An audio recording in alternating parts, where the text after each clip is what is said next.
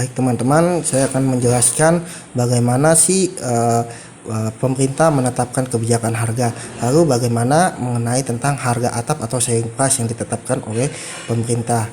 Yaitu waktu itu Bapak Jokowi sempat memberikan suatu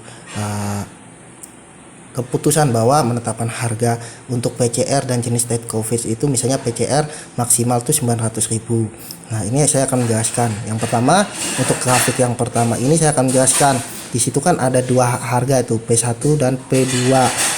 Nah, P1 dan P2. Nah, dalam gambar itu bahwa P1 itu adalah P1 dan Q1 adalah posisi equilibrium atau harga keseimbangan, di mana harga keseimbangan itu akan menentukan bahwa di situ harga pasar yang relevan. Tapi karena harga pasar yang terlalu tinggi, maka pemerintah yang waktu itu Bapak Jokowi sendiri mengatakan bahwa akan menetapkan harga maksimum dari penetapan COVID tersebut. Misalkan kita contohkan awalnya itu harga keseimbangan harga pasarnya itu 1 juta. Lalu Bapak Jokowi mengatakan bahwa harganya itu akan ditetapkan maksimum 900.000.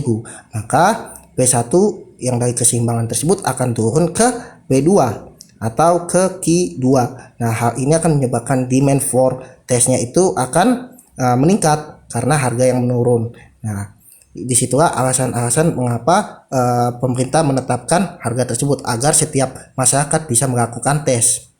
Nah, yang kedua adalah bagaimana sih penetapan kebijakan harga tersebut, kenapa bisa beda-beda di antara satu daerah lain, atau dari suatu institusi ke institusi lain. Banyak sekali penyebabnya. Bisa satu karena dia adalah rumah sakit daerah atau puskesmas. Biasanya rumah sakit daerah dan puskesmas sudah ditetapkan harga tertentu dari pemerintah, atau sudah sendiri pemerintah sudah melakukan subsidi terhadap kebijakan tersebut. Tapi saya akan menjelaskan dari segi namanya itu adalah diskriminasi harga.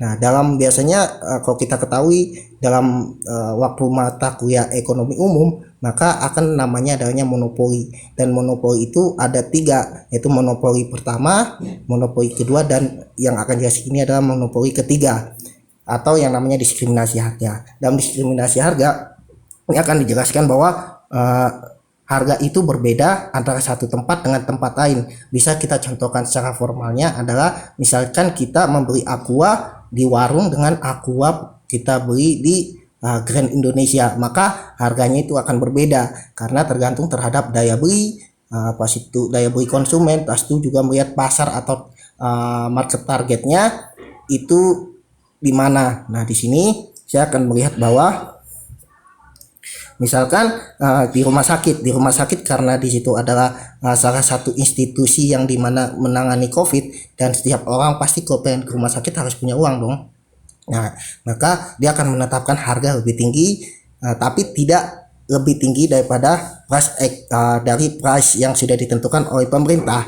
Kan tadi harga yang ditentukan pemerintah itu maksimum 900.000. Maka untuk di rumah sakit itu ada di 800.000. Sedangkan untuk di stasiun yang kiranya itu setiap masyarakat yang beragam dan setiap orang itu kan selalu lalu lintas di stasiun. Nah, maka diberikan suatu harga yang lebih murah, atau sekitar misalnya 550.000. Nah, maka di situ mengapa di setiap daerah, baik itu di rumah sakit, di stasiun itu berbeda, karena adanya melihat dari target marketnya, pas itu melihat daya beli masyarakatnya, bisa juga bisa melihat